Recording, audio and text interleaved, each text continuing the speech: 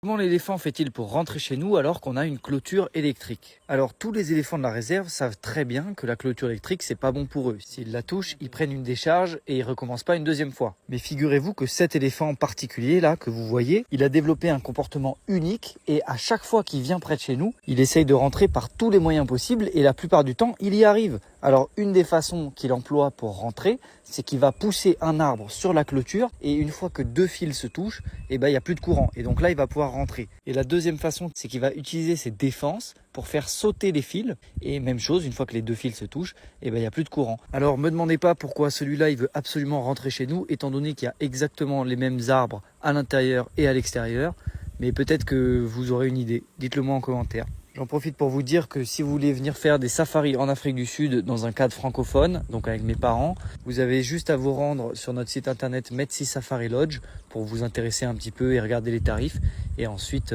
passer à l'action si ça vous intéresse.